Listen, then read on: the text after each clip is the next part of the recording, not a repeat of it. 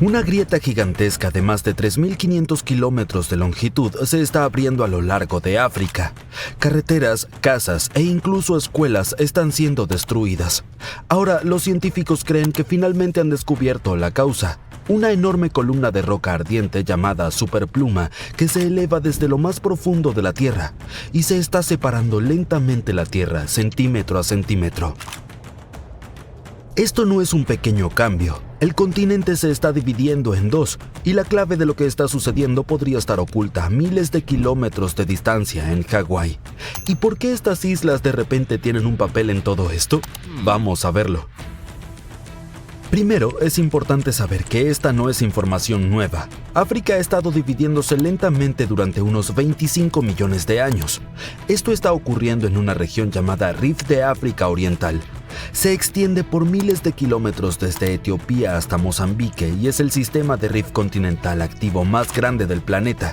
Y con eso me refiero a lugares donde la corteza terrestre está siendo estirada y separada, y hay fallas, terremotos y erupciones volcánicas. En 2018, por ejemplo, apareció una enorme grieta cerca de un pequeño pueblo al oeste de la capital de Kenia, Nairobi. En algunos puntos tenía alrededor de 20 metros de ancho. Fue aterrador. Sucedió rápidamente y dejó un rastro de destrucción. Se cortaron caminos, se destrozaron granjas. La gente estaba nerviosa ya que la tierra se abría bajo sus pies, y lo digo bastante literalmente. Un hombre vio cómo la grieta partía su casa. Apenas tuvo tiempo de recoger algunas de sus pertenencias antes de que todo se derrumbara. Suena aterrador, ¿verdad? Desde que ocurrió en la región del Rift de África Oriental, el pánico se extendió con velocidad. Los medios de comunicación lo cubrieron intensamente y afirmaron que era una prueba de que África se está dividiendo. Las personas que estaban cerca de la grieta pensaron, «Oh no, ya está sucediendo», y muchos aún lo creen hoy. Pero no es así, al menos no con esa grieta en particular. Porque después del pánico inicial, videos y fotos revelaron pistas de que no había relación con el movimiento de placas tectónicas. Primera pista, los dos lados de la grieta no coincidían, como intentar juntar piezas de rompecabezas equivocadas, no encajaban. Segunda pista, la grieta no era una línea continua, había una especie de puentes de suelo en el medio. Todo esto indicaba que se trataba de una erosión repentina. Es decir, algunos especialistas creen que la grieta había estado llena de ceniza volcánica del cercano monte Longonot, pero luego la región fue golpeada por fuertes lluvias. Cuando el agua empapó el suelo, arrastró la ceniza y la grieta quedó expuesta. Problema resuelto. Incluso después de que se supo la verdad, ya era demasiado tarde. Este suceso reavivó la conversación sobre la separación de África. Y aquí está el asunto. Aunque esa grieta no tenía nada que ver, no te equivoques. África realmente se está partiendo. Eso se debe a que el continente se encuentra entre dos placas tectónicas, la placa somalí al este y la placa nubia al oeste. El problema es que se están alejando una de la otra, y a medida que se separan, la brecha en el valle del Rift de África Oriental sigue ensanchándose. A la larga, la placa somalí podría separarse de la placa nubia, formando una masa terrestre completamente nueva, algo del tamaño de Madagascar o incluso Nueva Zelanda. Pero no te preocupes, este proceso es súper lento. Tan lento que ninguno de nosotros lo verá terminado. Los expertos dicen que el continente se está separando medio centímetro al año en algunos lugares. Para darte una idea, es menos de lo que miden las uñas. Así que podemos decir que esta ruptura tardará millones de años, lo cual es una buena noticia para las personas que viven ahí. Pero eso no significa que no sentirán los efectos de esta lenta separación. De hecho, ya están ocurriendo. Tenemos como ejemplo la región Afar de Etiopía. En 2005 mostró cuán impredecible puede ser la grieta. En un corto periodo, 420 terremotos sacudieron la zona y abrieron una fisura enorme. Lo que normalmente tarda siglos ocurrió en solo unos días, desafiando por completo lo que los científicos pensaban saber sobre la velocidad de los cambios geológicos. En ese entonces, la grieta se extendió por más de 56 kilómetros y la vida alrededor de ella sigue lejos de ser fácil. Recientes terremotos destruyeron gran parte de la infraestructura. 37 escuelas resultaron dañadas y dejaron a 5,000 estudiantes sin aulas, y eso fue solo una parte del daño. A medida que las placas tectónicas se separen, el agua inundará esta región, creando un nuevo océano según algunas predicciones. Países como Zambia y Uganda, que actualmente no tienen salida al mar, podrían un día tener una línea costera. Esa sería una excelente noticia para ellos, ya que podría abrir nuevas rutas comerciales y transformar por completo sus economías. Sin embargo, no te emociones demasiado. No estaremos sumergiéndonos en las aguas de este sexto océano en un futuro cercano. El proceso de separación llevará de 5 a 10 millones de años más, pero es difícil decir exactamente cuándo, ya que grandes sucesos sísmicos, como terremotos, podrían acelerar todo. Bien, esto es lo que sabemos. La placa somalí y la placa nubia están en medio de una dramática separación tectónica y se mueven lentamente en direcciones opuestas. África se está dividiendo en dos. La Tierra tal vez gane un nuevo océano a causa de este proceso, pero hasta hace poco no sabíamos exactamente qué está desencadenando todo esto. O sea, las placas tectónicas se están moviendo, pero ¿por qué? ¿Este proceso geológico está siendo impulsado por algo que sucede en el manto de la Tierra? ¿O podría tener una fuente mucho más grande y profunda? Bueno, los científicos creen que finalmente resolvieron el misterio. El continente se está rompiendo porque hay una superpluma profunda del manto, una enorme columna de roca caliente debajo del sistema del Rift de África Oriental. Es como un enorme martillo subterráneo que empuja hacia arriba presionando contra la corteza y lentamente agrietándola. Pero aquí está lo interesante. Los científicos llegaron a esa conclusión gracias a algo que sucedió en una parte del mundo totalmente diferente: Hawái. Allí también hay una pluma de roca supercaliente que se eleva desde lo profundo del planeta. Esta pluma derrite la corteza que está encima y eso es lo que alimenta a los volcanes de Hawái. A medida que la placa del Pacífico se desplaza sobre esta pluma, la roca fundida rompe en nuevos lugares, creando volcán tras volcán. A lo largo de millones de años, así es como se formaron las islas hawaianas. Esta pluma hawaiana contiene gases nobles como helio y neón. ¿Y sabes dónde más los científicos encontraron esos mismos gases? Debajo del Rift de África Oriental. ¡Bingo! Este descubrimiento respaldó la teoría de que una superpluma está impulsando lo que ocurre en África. Y la llamamos super porque podría ser inmensa. Verás, estos mismos gases se han encontrado en rocas volcánicas desde Kenia hasta Malawi. Así que todo indica la existencia de una única superpluma que se extiende desde el Océano Índico hasta el Mar Rojo, no un grupo de fuentes aisladas. Si sus datos e investigaciones son correctos, los científicos estiman que esta superpluma bajo África se origina en el límite entre el núcleo y el manto, que se encuentra a unos 2.900 kilómetros de profundidad en el interior de la Tierra. Aunque las firmas químicas del Rift de África Oriental son similares a las que se encuentran en las rocas volcánicas de Hawái, no son idénticas. Se cree que la pluma hawaiana es un chorro ascendente de manto caliente, parecido al movimiento dentro de una lámpara de lava. La pluma de África podría tener una forma diferente, más bien como una gran masa de material caliente y flotante que asciende desde lo profundo de la Tierra. Al llegar a la superficie, este material caliente choca contra la capa exterior fría y sólida y se extiende lo suficiente para romperla y desencadenar una intensa actividad volcánica en toda la región. Y si esta teoría es correcta, estamos siendo testigos de una fuerza lenta pero imparable que redibujará el mapa de África y cambiará el continente para siempre. Los expertos han explicado que África se está dividiendo en dos, y así es como se verá. De cerca, el proceso es aún más impactante, con una enorme grieta que se extiende desde Mozambique en el sur hasta el Mar Rojo en el norte. Esta fisura sigue creciendo cada año, desgarrando la tierra y destruyendo hogares. Pero ahora, los especialistas creen que el continente podría partirse mucho antes de lo que esperamos. África se está fracturando debido al movimiento de la placa somalí. Piensa en ello como una ruptura dramática que ocurre entre placas tectónicas. En el lado este está la placa somalí. En el oeste tenemos la nubiana. Y durante esta ruptura, la placa somalí solo quiere un poco de espacio, así que se está alejando de la otra. Este movimiento está formando el Valle del Rift de África Oriental, una región donde las placas tectónicas se están separando, el magma sigue ascendiendo desde las profundidades y están naciendo un montón de volcanes activos. Así que este lugar es caliente, con temperaturas diurnas que pueden alcanzar hasta 54 grados Celsius y por la noche bajan a 35 grados Celsius. Dentro de esta zona de calor tenemos el Triángulo de Afar, también conocido como Depresión de Afar. Su geología es fascinante, ya que el proceso de rift está provocando la formación de valles, fallas y grietas profundas en esta región. Toma, por ejemplo, esta enorme fisura de poco más de 56 kilómetros de longitud en el desierto de Etiopía. También es tan ancha que una persona puede caber fácilmente en su interior.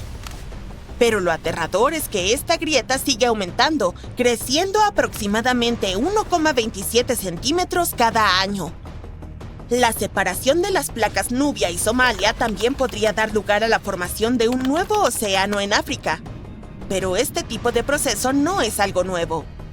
Hace aproximadamente 150 millones de años, cuando los dinosaurios aún existían, un cambio tectónico similar creó el Océano Atlántico. Los continentes estaban todos agrupados, pero cuando se formó una grieta en lo que era Pangea, comenzaron a separarse, lo que dividió los hemisferios en este y oeste. Así que, algo similar está ocurriendo con este vacío en África. En algún momento, los expertos dicen que las aguas del Océano Índico podrían inundar el Valle del Rift de África Oriental, lo que eventualmente creará un sexto océano. Es una lástima que no puedas nadar en sus aguas durante tu vida. Según el geofísico Ken McDonald, que se especializa en fallas tectónicas, esta dramática ruptura podría ocurrir en aproximadamente 1 a 5 millones de años. Créeme, eso se considera rápido en términos geológicos y mucho antes de lo que la mayoría de los expertos pensaba. Aunque no llegarás a ver cómo África se divide, la gente allí aún verá y sentirá las señales. Podrían experimentar intensas erupciones volcánicas y fuertes terremotos mientras este proceso se desarrolla lentamente. Un ejemplo está relacionado con esa aterradora grieta en el desierto de Etiopía que mencionamos anteriormente. La fisura se creó en 2005, después de que la zona fuera impactada por 2 erupciones volcánicas y 163 terremotos, cada uno con una magnitud mayor a 3,9. Una grieta tan profunda y larga en la Tierra generalmente toma siglos en formarse, pero en este caso se desarrolló en tan solo unos días. Así de poderoso es este evento. De hecho, este tipo de actividad sísmica intensa puede acelerar el proceso de división de África. Y por esa razón, es tan difícil predecir un marco de tiempo exacto para este evento. Lo que sabemos es que la gente ya está llamando a esta nueva tierra el continente nubio. Si las predicciones son correctas, incluirá Somalia, Kenia, Tanzania y partes de Etiopía. Eso es emocionante y preocupante al mismo tiempo. A medida que surjan nuevas costas, los países deberán realizar importantes ajustes en cuanto a infraestructura y gestión de tierras. Podrían perder muchas carreteras, casas y otras construcciones ubicadas cerca o directamente en el Valle del Rift de África Oriental. En Kenia, por ejemplo, las fisuras destrozaron una carretera concurrida y las autoridades intentaron desesperadamente llenar la brecha con rocas y cemento. En otro caso, una anciana estaba sentada y comiendo con su familia cuando su casa se partió por la mitad de repente. Recientemente, los terremotos que ocurrieron cerca de la región Afar de Etiopía demolieron 37 escuelas y obligaron a unos 5,000 estudiantes a abandonar sus aulas. Por desgracia, historias como estas podrían volverse más comunes en los próximos años. Pero también hay un lado positivo en todo esto. Los países ubicados en el centro de África, como Zambia y Uganda, podrían ganar costas. Y eso podría ser maravilloso para ellos. Tener una costa significaría acceso a nuevas rutas comerciales, lo que abriría nuevas oportunidades económicas. Además, considera el auge del turismo. Con todas esas playas paradisíacas recién formadas, estos países podrían convertirse en el próximo gran destino para los viajeros. El ecosistema local en este nuevo océano también cambiará y podrían surgir nuevas especies marinas. Entonces, veamos. Este es el camino donde la grieta está más avanzada en este momento. Quiero decir, esperamos que aquí sea donde África eventualmente se separe. Pero las cosas podrían volverse un poco más complicadas. Hace algún tiempo, Michael Daly, un geólogo de la Universidad de Oxford, sugirió que esta grieta podría extenderse más al oeste. Y algunas nuevas evidencias apoyan su teoría, puesto que señalan que la fisura podría extenderse al sur a través del corazón de Botsuana hacia Sudáfrica y al oeste a través de Namibia hasta el Océano Atlántico. Si estas fracturas se ensanchan hasta convertirse en grietas profundas, el océano podría entrar y llenar los huecos. Expertos dicen que África podría dividirse tanto que se convierta en un archipiélago. Sin embargo, no veremos eso suceder. Tomará decenas de millones de años que esto ocurra. Ya sabemos que África corre el riesgo de dividirse en un conjunto de enormes islas, o pequeños continentes. Las noticias tampoco son buenas para Madagascar, ya que la cuarta isla más grande del mundo podría terminar dividida a la mitad. Pero, ¿puede ocurrir el proceso opuesto? Es decir, ¿puede aparecer nueva tierra mientras las placas Nubia y Somalí se separan? Bueno, a medida que estas placas tectónicas se separan, el magma del manto terrestre podría elevarse a la superficie. Y cuando se enfría, se solidifica y forma nueva tierra. Así es como surgieron otros lugares en el mundo, como Islandia y las Azores. Así que sí, el mismo proceso podría ocurrir en el Rift de África Oriental, y a largo plazo es posible que este cree nuevas islas. Por ahora, todo lo que podemos decir es que la geología de la depresión de Afar es única. Es el sistema de Rift más activo en nuestro planeta. Y cuando digo sistema de Rift, me refiero a una zona donde las placas tectónicas se están separando. Esta región reúne todo tipo de eventos, desde fallas en la corteza terrestre hasta zonas volcánicas, hasta la posible formación de un sexto océano. Para los expertos, es como estudiar de cerca la evolución de los rifts. Y dado que es una zona volcánica tan activa, también tiene un enorme potencial para aprovechar la energía geotérmica, es decir, utilizar el calor del interior de la Tierra para generar electricidad. 2 plantas de energía geotérmica ya están produciendo energía en Etiopía. Una en el Valle del Rift etíope y la otra en Afar. Ahora, los geólogos están explorando nuevos lugares potenciales. Cuando observamos esa honda grieta en el suelo, sabemos que está causada por el movimiento de las placas tectónicas. Allí no hay misterio. Pero lo que aún no entendemos completamente es por qué las grietas aparecen exactamente donde lo hacen. Por ejemplo, una grieta que se abrió en Botsuana apareció después de un terremoto de magnitud 6,5 en 2017. Pero el epicentro no estaba en la zona de Rift, donde las placas se están moviendo, como se esperaría. En su lugar, estaba más al sur. Dado que es inusual que ocurra un rift sin actividad volcánica, este hecho realmente desafía nuestras ideas tradicionales de cómo se dividen los continentes.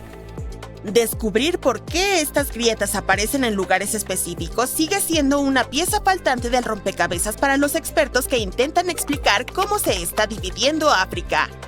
Con suerte, obtendremos algunas respuestas antes de que el continente se convierta en un enorme archipiélago. Nuestro planeta tiene 5 océanos: el Pacífico, el Atlántico, el Índico, el Antártico y el Ártico. Sin contar a Billy Ocean. Pero parece que también hay un sexto, solo que no se puede ver. Científicos han encontrado evidencia de grandes cantidades de agua ocultas en la zona de transición.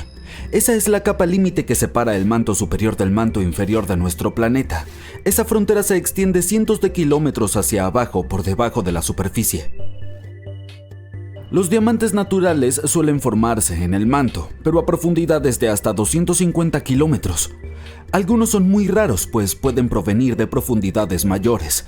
Ese fue el caso de este fascinante diamante que se formó a 660 kilómetros bajo la superficie.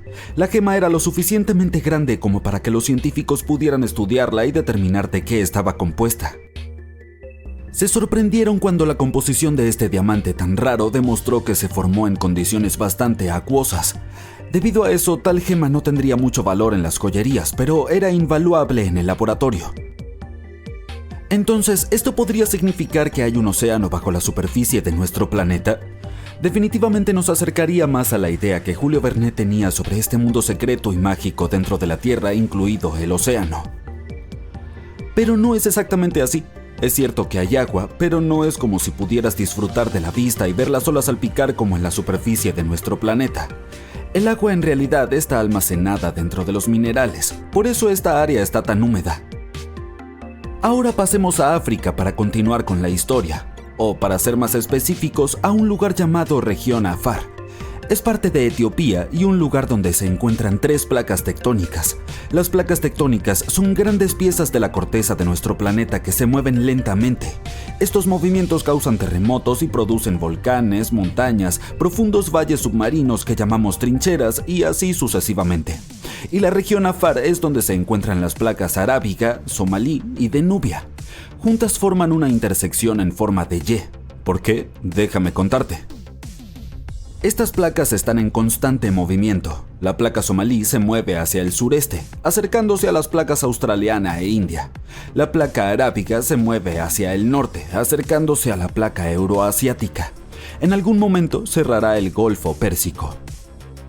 Este movimiento de placas ha creado algo que llamamos el Gran Valle de Rift, considerando que existen, ya sabes, todas estas impresionantes fallas. El Golfo de Adén al este, la falla del Mar Rojo al oeste, el Oculus Rift y la falla de África Oriental al sur. Pero la falla de África Oriental es algo en lo que deberíamos centrarnos porque esta podría ser la clave para este potencial sexto océano, pero esta vez en la superficie. Una grieta continental es un lugar donde 2 placas tectónicas que forman un solo continente comienzan a separarse. Aquí se trata de las placas somalí y de Nubia. Juntas son partes que conforman África. Si continúan moviéndose en direcciones opuestas, esta grieta continental actual podría convertirse en lo que llamamos una dorsal oceánica. En otras palabras, cuando las placas estén lo suficientemente alejadas una de la otra, habrá una enorme grieta entre ellas. De esta manera el magma fluirá libremente desde debajo de ellos, se enfriará y eventualmente comenzará a crear un nuevo fondo oceánico. África se dividirá en 2 partes y habrá un nuevo océano fluyendo entre lo que se transformará en 2 minicontinentes. Pero no, todavía no es momento de sacar los trajes de baño y el protector solar. Incluso si las placas somalí y arábiga se movieran lo suficiente como para formar una dorsal oceánica de expansión, pasarán millones de años antes de que esto ocurra.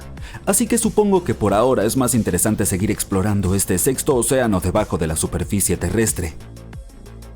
La idea de los océanos subterráneos trasciende los límites de nuestro planeta. Es posible que muchas lunas y planetas allá afuera también los tengan. Aunque es cierto que nuestro mundo es el único del que tenemos conocimiento con cuerpos constantes de agua líquida en la superficie. En nuestro sistema solar orbitamos alrededor del Sol en algo llamado la zona habitable. La temperatura y la presión atmosférica dentro de esta región permiten que el agua permanezca en forma líquida todo el tiempo. Sin embargo, un par de lunas en nuestro sistema solar también podrían contener cantidades significativas de agua bajo su superficie. Encélado, una de las lunas de Saturno, es la primera de ellas.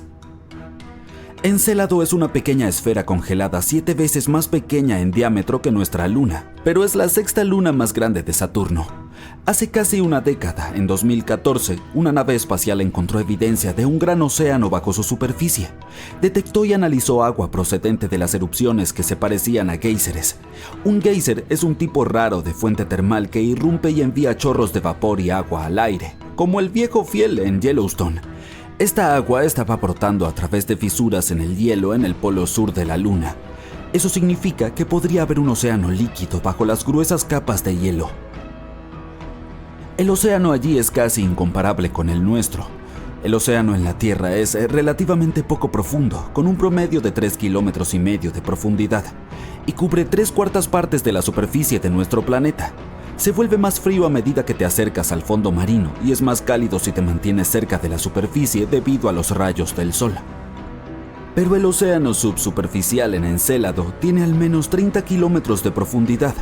Está más frío en la parte superior, porque esa parte está cerca de la capa de hielo, y es más cálido en el fondo debido al calor que proviene del núcleo del satélite. Pero tanto nuestro océano como el de Encélado son salados. Encélado es uno de los pocos lugares en nuestro sistema solar que posee agua líquida, lo que lo convierte en un punto interesante para buscar señales de vida. Otro es Europa, una de las lunas de Júpiter. Los científicos piensan que podrían estar ocurriendo erupciones similares de agua allí. Saber que hay tales géiseres nos indica que estos satélites tienen su propia fuente de energía. Tal vez la energía que hace que el agua erupcione proviene de la gravedad o la radiación.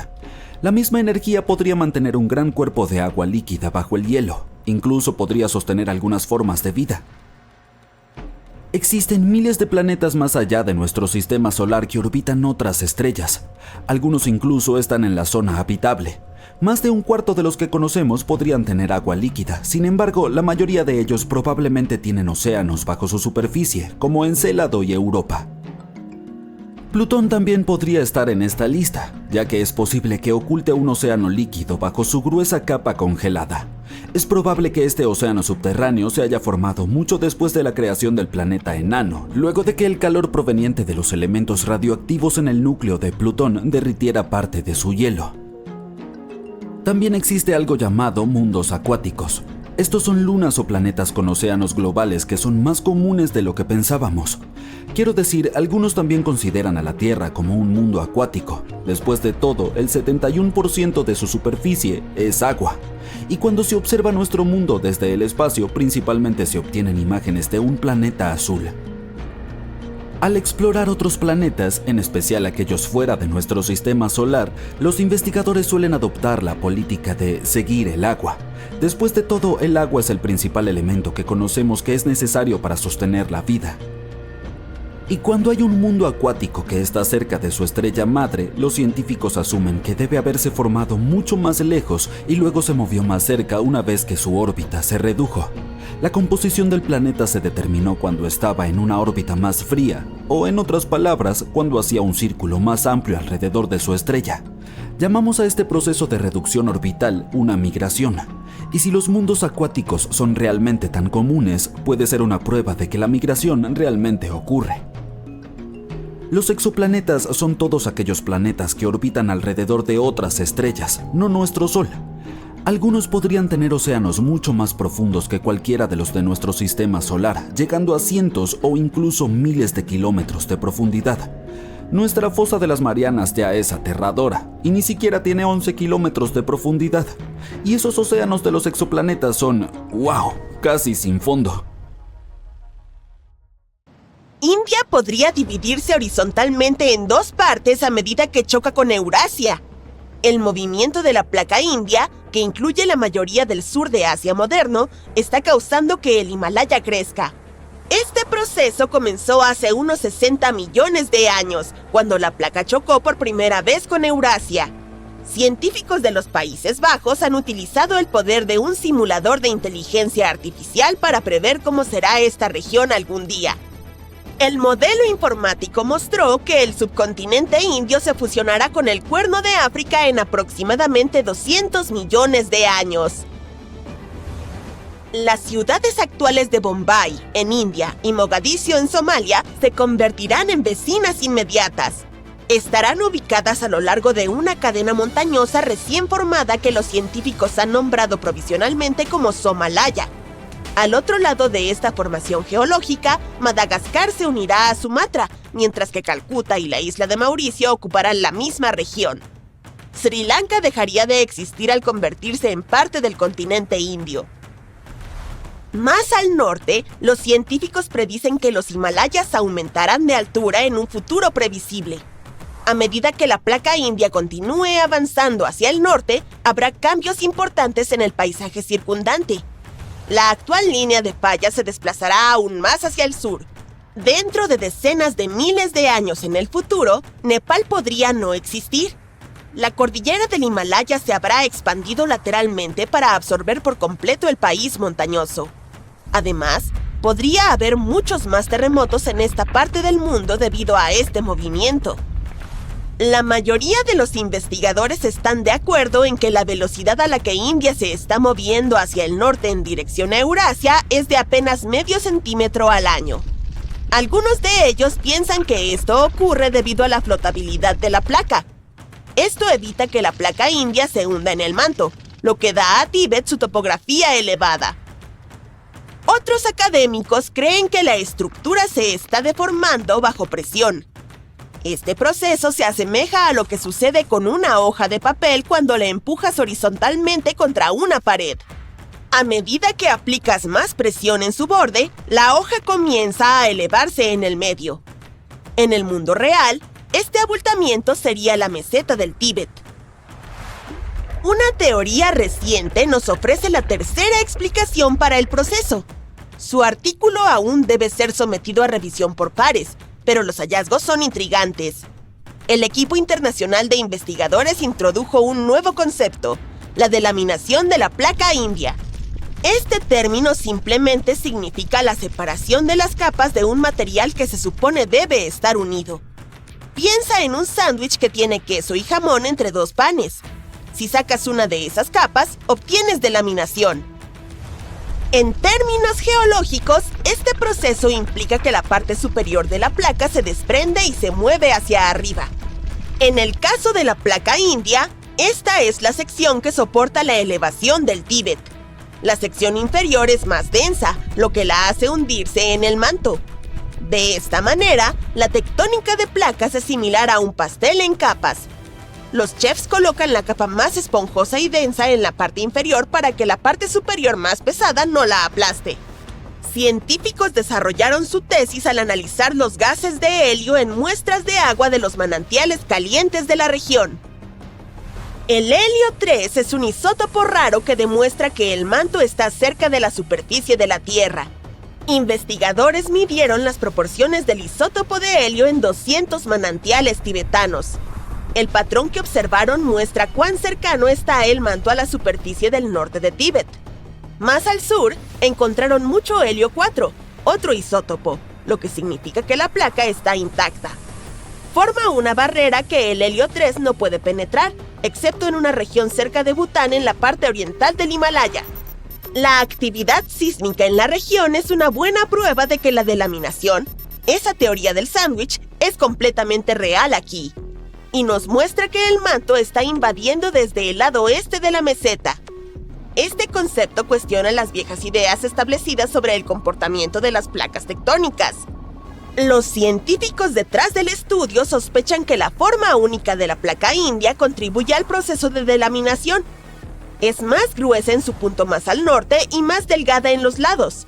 Si todo esto es cierto, significaría que las colisiones continentales tienen una naturaleza más dinámica y compleja de lo que los geólogos creían anteriormente. Los científicos aún no tienen suficientes pruebas sólidas para confirmar la validez de la nueva teoría, solo indicios. Actualmente, perforar a profundidades de más de 96 kilómetros es mecánicamente imposible. Pero tales excavaciones son necesarias para estar completamente seguros de que el proceso de delaminación está ocurriendo. Con la tecnología adecuada podríamos entender mejor los riesgos asociados con los terremotos en la región de Asia-Pacífico.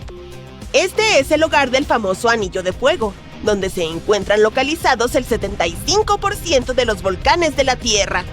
Aquí ocurren 9 de cada 10 de todos los terremotos. La placa tectónica India-Australia-Capricornio bajo el Océano Índico también es importante para resolver los misterios tectónicos de la Tierra. El término que usan los geofísicos para tales ubicaciones es límite de la placa naciente. Estos son los lugares donde las placas tectónicas comienzan a separarse o a presionarse entre sí. Representan la etapa inicial de un límite de placa en pleno desarrollo. Tal transformación geológica se desarrolla a un ritmo de apenas el 5% de una pulgada por año. Eso es aproximadamente tan largo como el ancho de un espagueti. No debería preocuparnos demasiado desde la perspectiva de hoy. La placa India-Australia-Capricornio está destinada a dividirse a la mitad a lo largo de decenas de millones de años. Científicos de Francia estudiaron registros de 2 terremotos que ocurrieron en 2012 y concluyeron que debe haber un límite naciente allí.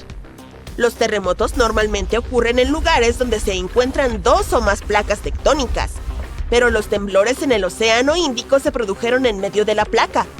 Los científicos utilizaron escaneo sonoro para mapear el fondo del mar y ver qué estaba pasando realmente allí.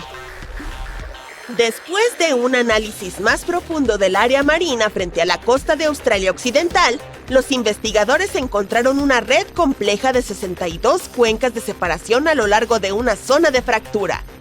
Los datos científicos respaldaron la idea de que la placa tectónica se está separando lentamente, pero con seguridad. Es una prueba más de que la capa exterior de nuestro planeta es dinámica, no estática. En algunos casos, no necesitas ser un científico para notar estas poderosas fuerzas subterráneas.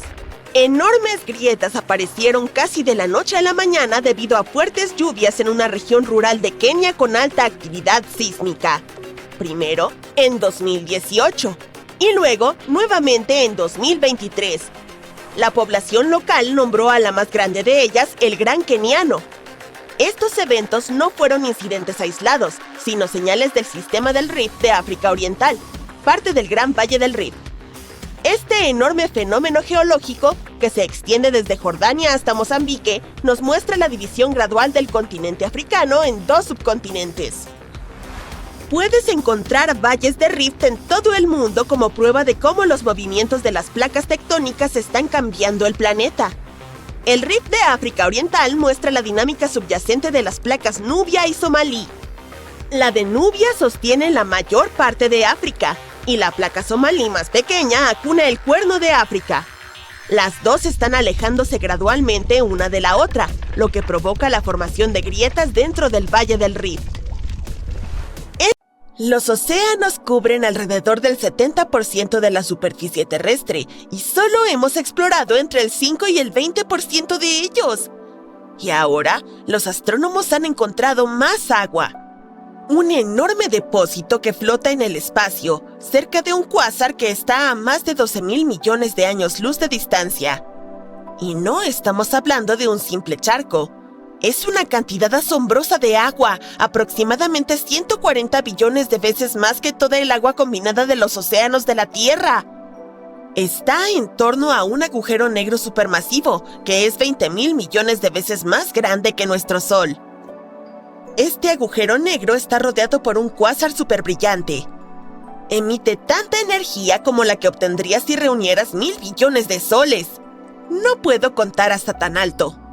Por cierto, dado que la luz tarda en llegar hasta nosotros, estamos viendo este cuásar tal como era cuando el universo aún era joven. Los astrónomos están seguros de que el recién descubierto reservorio de agua es el más lejano y grande que hemos encontrado en el espacio. Matt Bradford, del Laboratorio de Propulsión a Chorro de la NASA, explica que el entorno de este cuásar es tan único que es capaz de crear una cantidad increíble de agua. El equipo de Bradford, junto con otro grupo de astrónomos, ha estado estudiando el cuásar y el agujero negro supermasivo en su centro durante bastante tiempo. Han notado que a medida que el agujero negro atrae la materia circundante, calienta el gas y el polvo cercano. Este proceso ha formado una región llena de moléculas que nunca se habían observado a tal distancia antes. Los cuásares fueron avistados por primera vez hace más de 50 años cuando los telescopios detectaron objetos superbrillantes en el espacio lejano.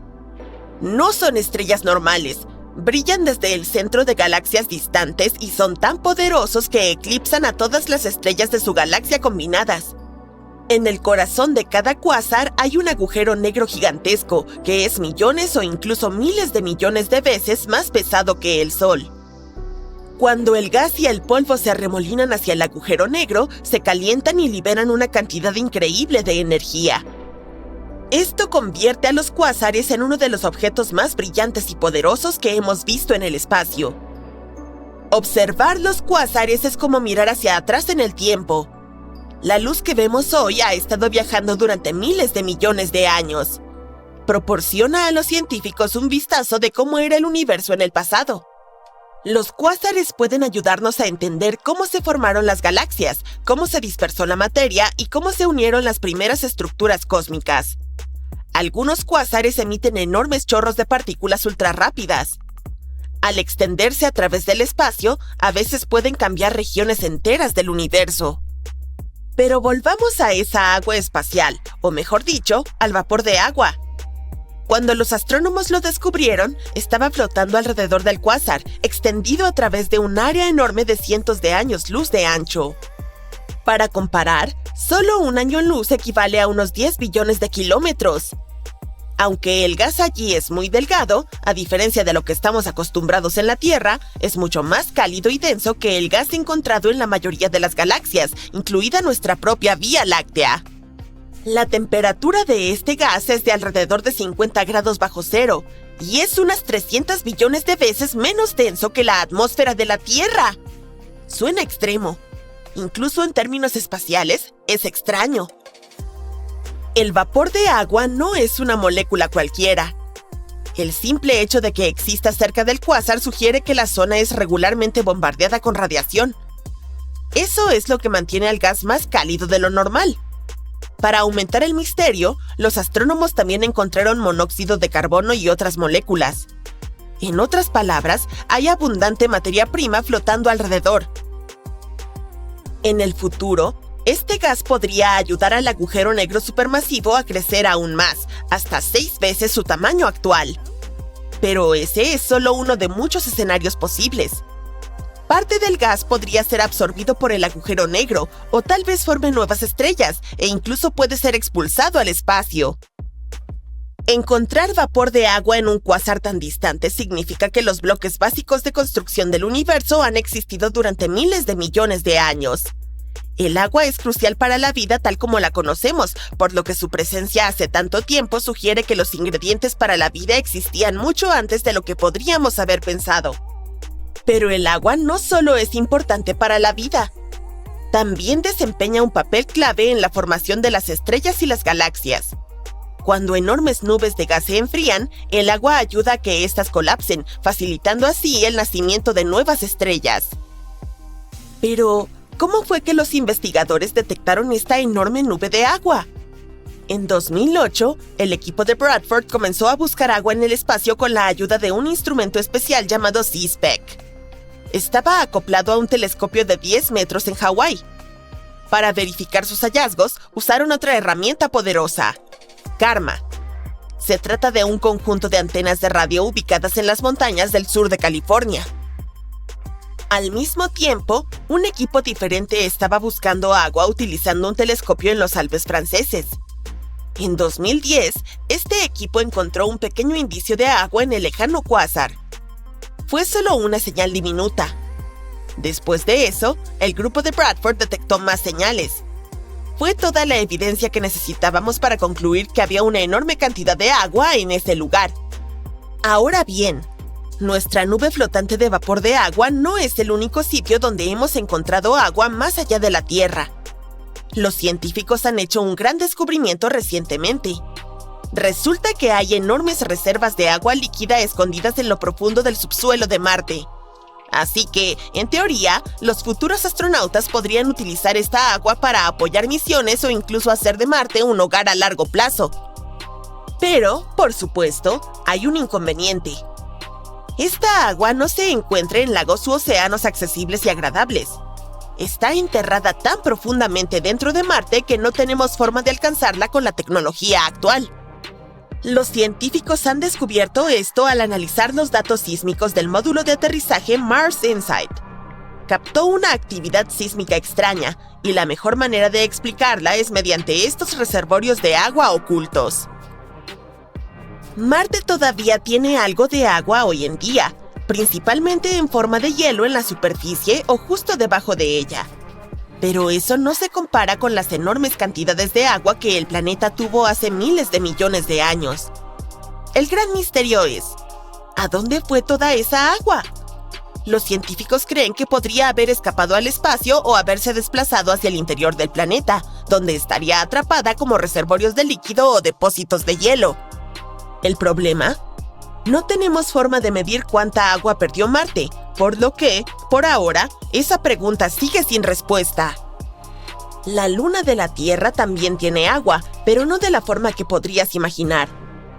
En lugar de lagos o ríos, el agua de la luna es mayormente hielo congelado, distribuido de manera irregular a lo largo de su superficie. Los polos fríos y sombreados están especialmente llenos de este hielo ya que nunca reciben luz solar.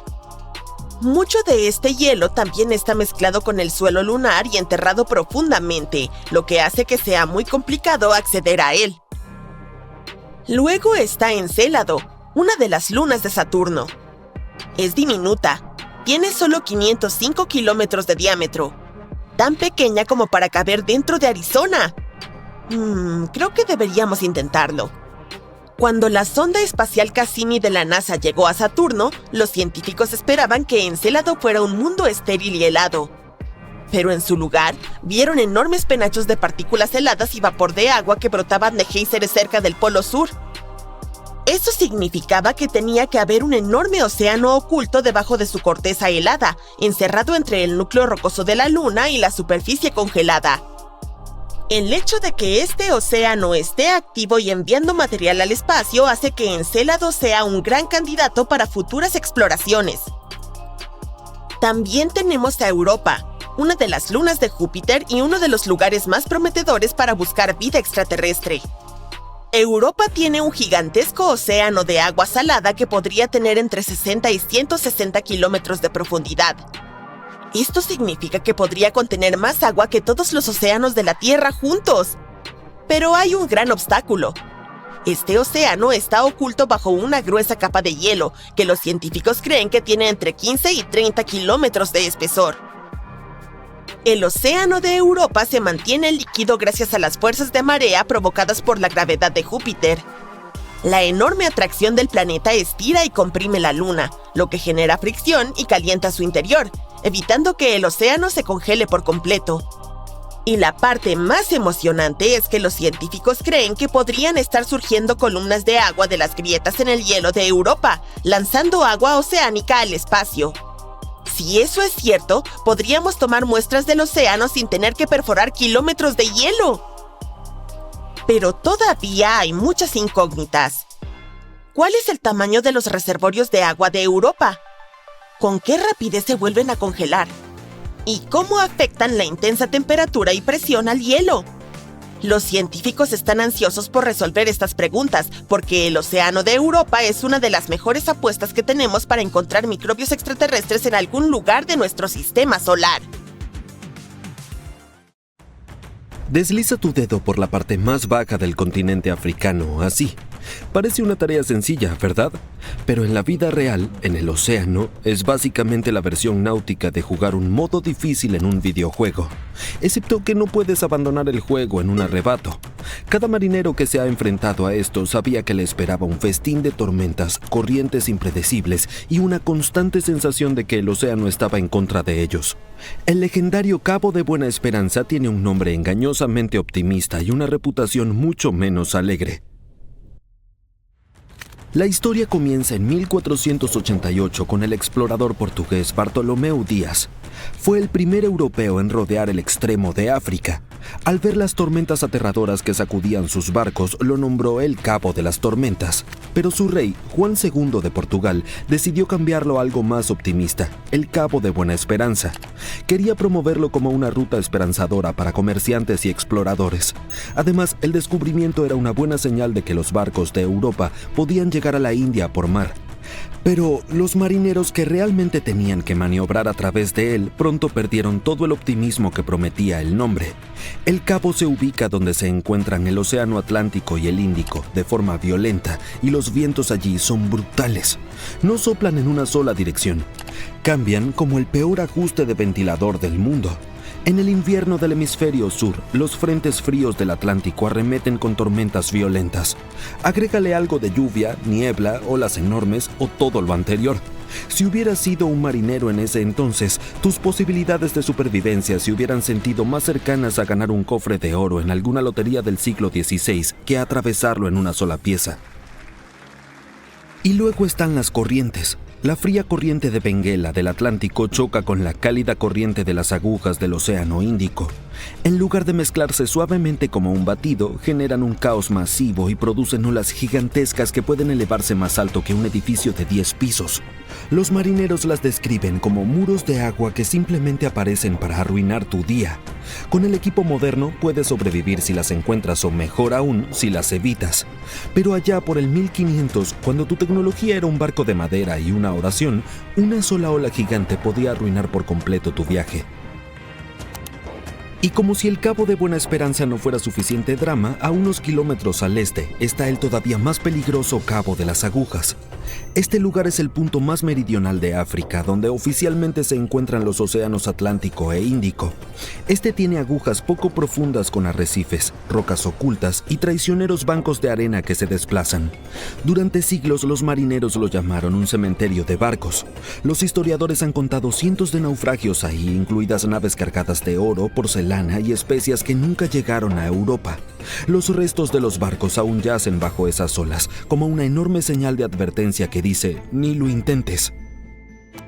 Si abrimos la perspectiva para mostrar la historia más amplia, las estadísticas son brutales.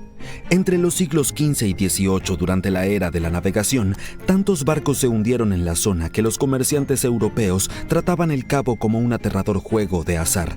Podías hacer una fortuna al llevar seda, especias y joyas de Asia, o podías desaparecer en el océano. Por eso los marineros transmitían historias de terror como cuentos alrededor de una fogata, barcos fantasma que rodeaban el cabo, aguas malditas. Y también estaba la famosa leyenda del holandés errante, condenado a navegar alrededor del cabo eternamente.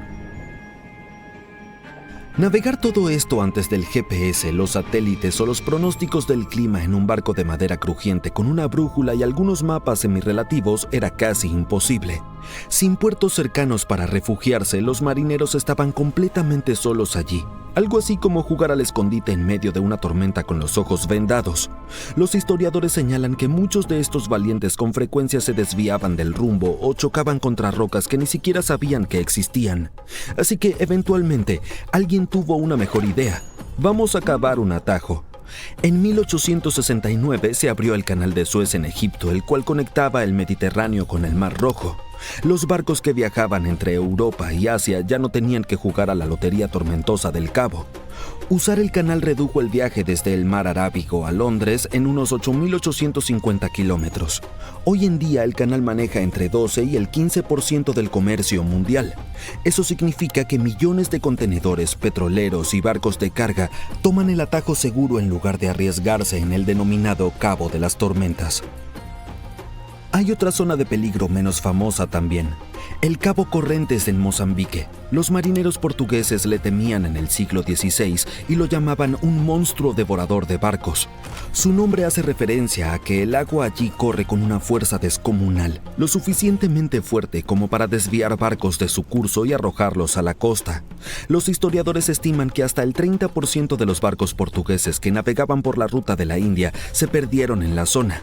Así que incluso antes de llegar al Cabo de Buena Esperanza ya podían estar hundiéndose. Y no olvidemos la economía. Navegar alrededor de África no solo era arriesgado, también era costoso. Más días en el mar significaban más comida, más agua y más tripulación agotada. Perder barcos en tormentas costaba millones de dólares en el dinero de hoy. Las compañías de seguro temían cubrir viajes alrededor del cabo porque las probabilidades de tener que pagar un reclamo eran pésimas. Cuando se abrió el Canal de Suez, no se trataba solo de ahorrar tiempo, sino de reducir el costo de los desastres. Incluso hoy, con radar moderno, pronósticos meteorológicos y GPS, doblar el cabo no es un paseo en el parque. Por supuesto que no, es agua. De todas formas, los barcos cargueros que intentan evitar tarifas de canal o bloqueos, como el infame atasco de tráfico en 2021, aún enfrentan olas monstruosas y tormentas. La tecnología puede predecir el clima, pero no puede evitar que el océano haga un berrinche. Cada capitán que dobla el cabo hoy en día aún sabe que está pasando por una de las zonas marítimas más peligrosas del mundo. Otra zona que la mayoría de los capitanes de barcos prefieren evitar es la de los rugientes 40 y los 50 aulladores en el océano austral. Eso está entre los 40 y 50 grados de latitud sur. A diferencia del hemisferio norte, donde los continentes interrumpen el flujo, aquí abajo no hay más que océano. Es una autopista interminable para tormentas sin límites de velocidad. Los marineros dieron a esta zona su dramático apodo porque cuando estás en la zona, el viento no susurra, grita. Los científicos han confirmado que estos vientos rugientes pueden alcanzar velocidades de hasta 200 kilómetros por hora. Y los vientos que gritan significan mares que gritan. Las olas en los rugientes 40 pueden alcanzar alturas que hacen que los rascacielos se sientan celosos, estrellándose contra los cascos de los barcos con la fuerza de un ariete. Históricamente, los barcos Clipper se aventuraban en estas aguas para ahorrar tiempo en sus viajes entre Europa y Asia, pero lo pagaban caro con velas rasgadas, mástiles rotos e incluso a veces tripulaciones enteras tragadas por el mar. Incluso hoy, las embarcaciones modernas evitan los 40 a menos que no tengan otra opción. Hay caminos más seguros, rutas que pueden ser más largas pero no son tan arriesgadas. Los 40 y 50 suenan aterradores, pero espera hasta que el océano estreche su garra en el pasaje de Drake. Esta estrecha franja de agua entre el Cabo de Hornos y la Antártida es la arena gladiatoria de los mares. Todo el Océano Pacífico intenta pasar por un hueco de apenas 800 kilómetros de ancho y choca de frente con el Atlántico. Añade las corrientes del Océano Austral, entre las más fuertes del mundo, y tienes una receta para el caos. El Drake no solo lanza olas, arroja paredes de agua de hasta 15 metros de altura. Los barcos aquí no navegan sobre el océano, se aferran a la supervivencia como juguetes arrojados en una lavadora en su ciclo de centrifugado más alto. La razón por la que es tan brutal es pura física. Sin masas terrestres en el océano austral para frenar el viento o la corriente circumpolar antártica recorre el globo. Cuando se abre paso por el estrecho embudo del Drake, acelera como un motor a reacción. Las tormentas llegan sin invitación y los icebergs se deslizan perezosamente hacia las rutas de navegación, listos para hundir un barco en cualquier momento. Incluso los marineros experimentados describen el Drake como impredecible. Está en calma un momento y en caos al siguiente.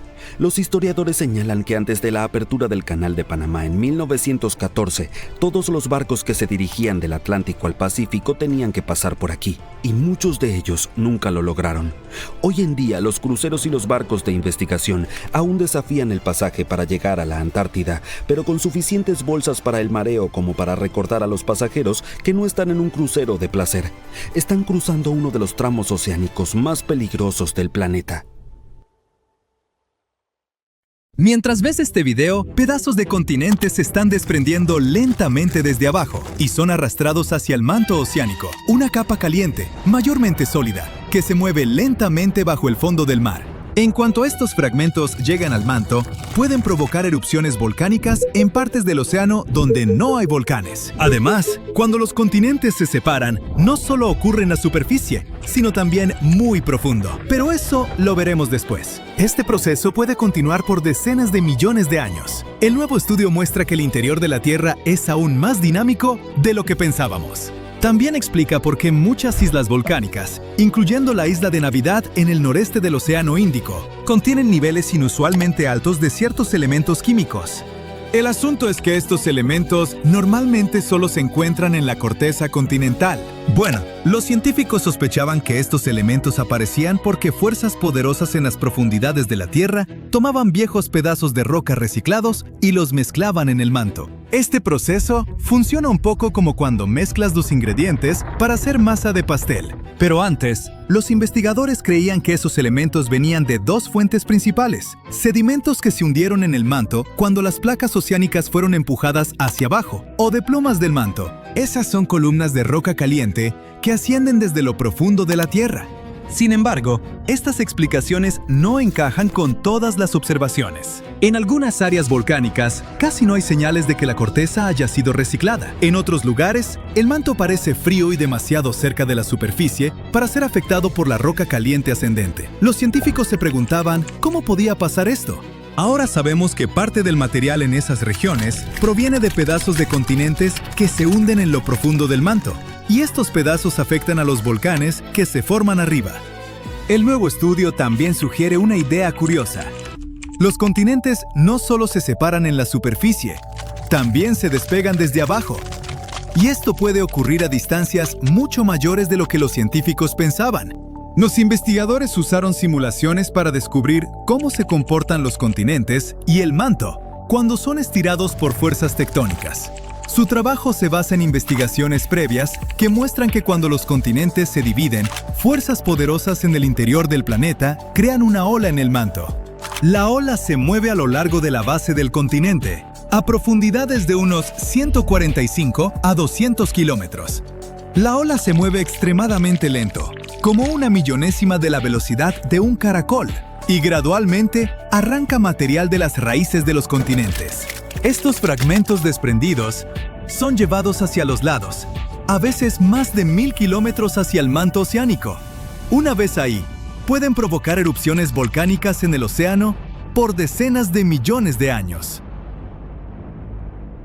La investigación también muestra que el manto sigue sintiendo los efectos de la ruptura continental mucho después de que los continentes se han separado.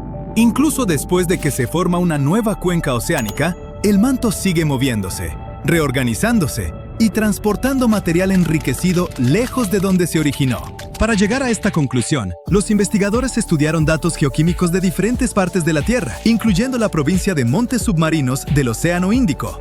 Es una cadena de formaciones volcánicas que apareció después de que el supercontinente Gondwana se separó hace más de 100 millones de años. Sus modelos computacionales y pruebas químicas mostraron que justo después de que Gondwana se separó, mucho magma con químicos inusuales subió a la superficie. A lo largo de millones de años, esta firma química fue desapareciendo, mientras menos material subía de debajo del continente. El descubrimiento más inesperado es que esto ocurrió sin ayuda de esas columnas profundas de roca caliente que los científicos creían necesarias. Ahora, para tener una imagen más clara, echemos un vistazo al interior de nuestro planeta. La Tierra tiene unos 4.600 millones de años. Nació de una enorme nube de polvo y gas que lentamente se enfrió, se encogió y se endureció hasta formar el planeta que conocemos hoy. Al enfriarse, metales pesados como el hierro y el níquel se hundieron hacia el centro, y los materiales rocosos más ligeros flotaron hacia arriba. Esto creó la estructura en capas de la Tierra, donde cada capa tiene propiedades únicas. La corteza es como la piel de la Tierra. Es la capa más externa de nuestro planeta, hecha de roca sólida. Está dividida en enormes piezas llamadas placas tectónicas, que se desplazan lentamente con el tiempo. Hay dos tipos de corteza, la oceánica y la continental. La corteza oceánica tiene de 6 a 10 kilómetros de grosor. Está cubierta con una delgada capa de sedimentos como arena, arcilla y conchas. Debajo hay rocas densas como el basalto, rico en magnesio. La corteza continental es más gruesa que la oceánica y está bajo los continentes. Está hecha de rocas más ligeras. Debajo de la corteza está el manto. Representa más del 75% del volumen de la Tierra. La parte superior del manto es bastante rígida, pero más profundo se vuelve suave y parcialmente fundido, lo que le permite fluir lentamente. Este flujo es lo que mueve las placas tectónicas. En el centro de la Tierra está el núcleo. Está hecho principalmente de hierro y níquel, y tiene dos capas distintas, el núcleo externo y el interno. El núcleo externo es una capa líquida de hierro y níquel. Está increíblemente caliente, hasta 6000 grados centígrados, tan caliente como la superficie del Sol. El núcleo externo también genera el campo magnético de la Tierra, que nos protege de la radiación solar dañina. El núcleo interno es sólido, debido a la presión aplastante dentro del planeta. También está hecho de hierro y níquel. Ahora, la capa externa de la Tierra llamada litosfera está compuesta por la corteza y la parte superior del manto. Está dividida en grandes piezas llamadas placas tectónicas. Hay algunas placas muy grandes y muchas más pequeñas. 6 de las placas principales llevan el nombre de los continentes que cargan, como las placas norteamericana, africana y antártica. Pero incluso las placas más pequeñas juegan un papel importante. Por ejemplo, la pequeña placa Juan de Fuca es responsable de muchos volcanes en el noroeste del Pacífico de Estados Unidos. Las placas se mueven como un montón de viejas bandas transportadoras. Se mueven muy lento, de 2 a 5 centímetros por año. Pero a lo largo de millones de años, este movimiento moldea la cara de nuestro planeta. La mayoría de los terremotos, volcanes y formación de montañas ocurren donde las placas se encuentran, se separan o se deslizan una junto a otra. Hay 3 tipos principales de límites de placas. Convergentes, cuando las placas se mueven una hacia otra. Divergentes, cuando se separan. Y transformantes, cuando se deslizan lateralmente una junto a otra. Cuando las placas tectónicas chocan, la corteza se arruga y se pliega, formando cordilleras. Hace unos 55 millones de años, India chocó contra Asia, creando lentamente el Himalaya, las montañas más altas de la Tierra. La colisión continúa hoy, así que las montañas siguen creciendo. El monte Everest, el punto más alto de la Tierra, podría incluso crecer un poquito más con el tiempo. En algunos límites convergentes, una placa oceánica se sumerge bajo una placa continental, en un proceso llamado subducción. La Tierra de arriba se eleva, formando montañas, y la placa que se hunde se derrite y provoca erupciones volcánicas. Así es como se formaron algunas montañas en los Andes de Sudamérica. Cuando dos placas oceánicas chocan, una usualmente se desliza debajo de la otra, creando fosas oceánicas profundas como la fosa de las Marianas en el Pacífico Norte, el punto más profundo de la Tierra. Estas colisiones también pueden formar volcanes submarinos, que eventualmente emergen del océano y se convierten en cadenas de islas, como Japón. En los límites divergentes, las placas tectónicas se alejan una de otra. En los océanos, el magma de lo profundo del manto sube para llenar el espacio. Esto crea montañas y volcanes submarinos a lo largo de la grieta.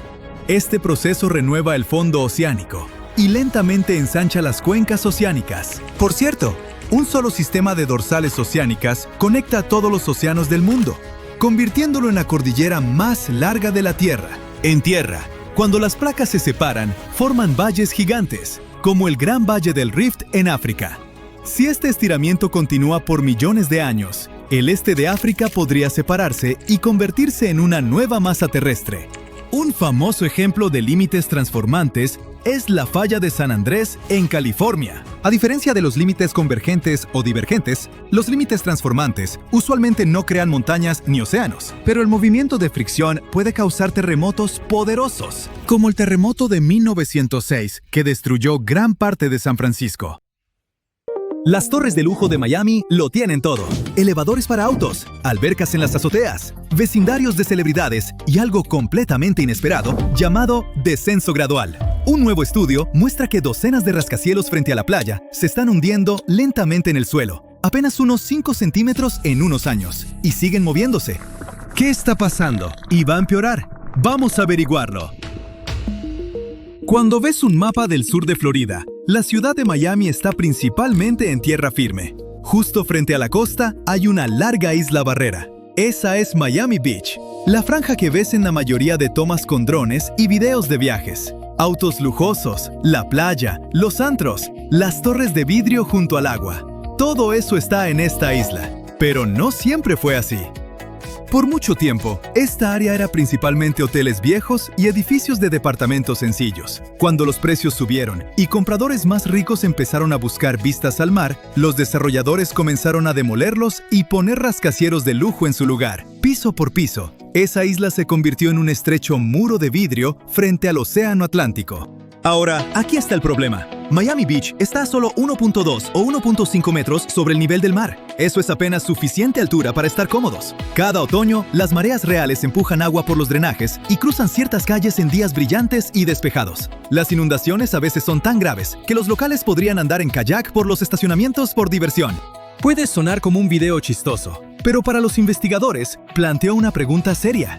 ¿Podría el mismo terreno estar moviéndose bajo las torres también? Algunos edificios ya habían mostrado señales de movimiento, y la pregunta era si el suelo mismo seguía asentándose bajo todo ese concreto y acero.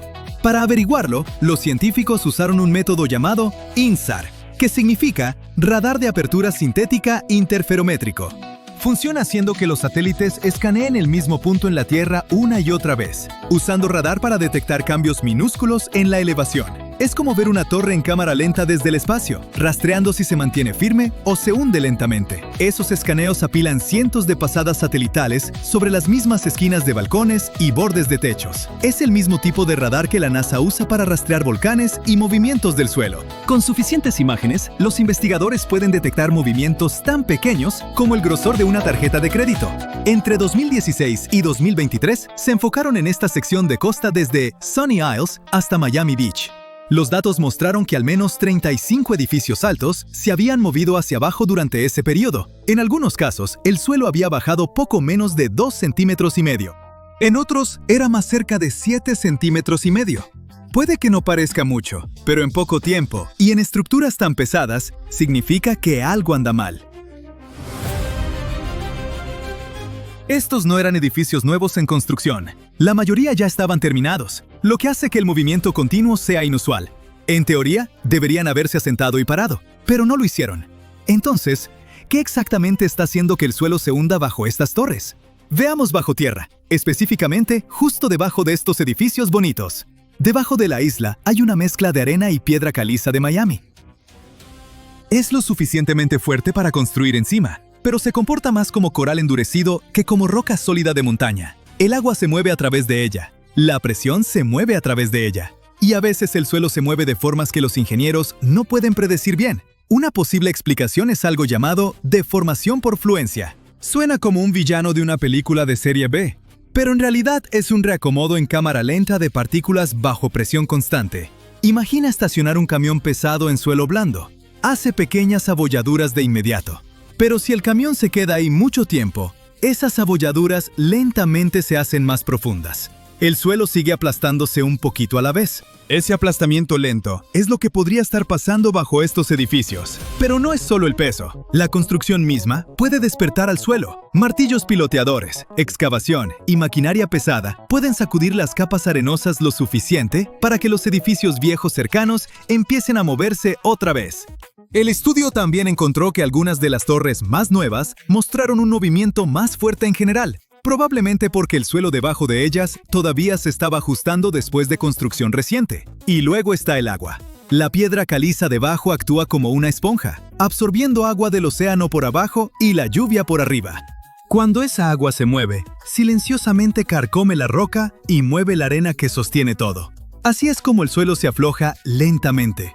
Entonces, tenemos un suelo esponjoso, edificios pesados y el constante temblor de la construcción.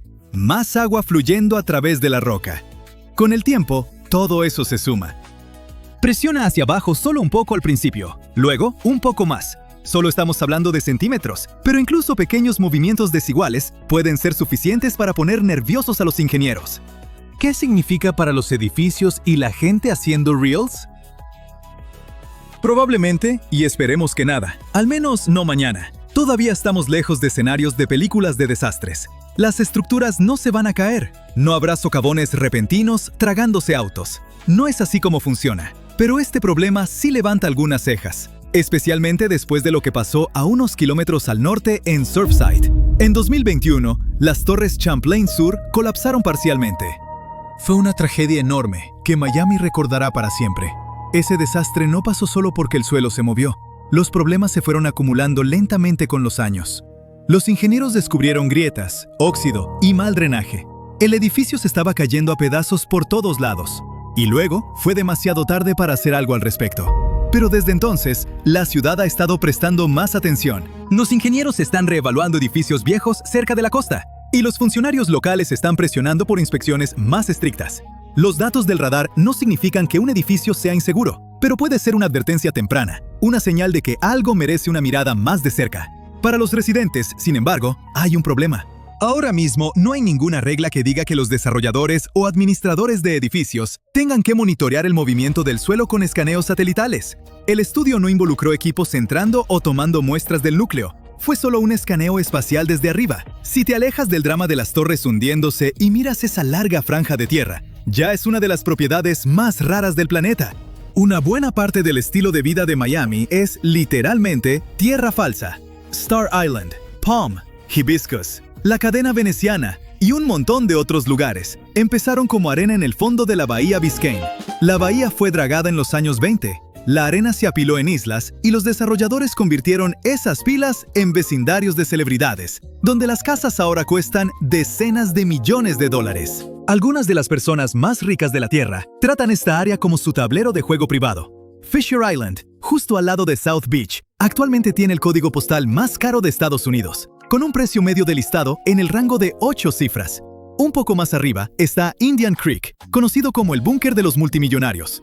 Tiene solo 41 casas, su propia fuerza policial y vecinos como Jeff Bezos y Tom Brady. Un lote vacío de 0.7 hectáreas, ahí fue listado recientemente por alrededor de $200 millones, solo por la tierra y la vista.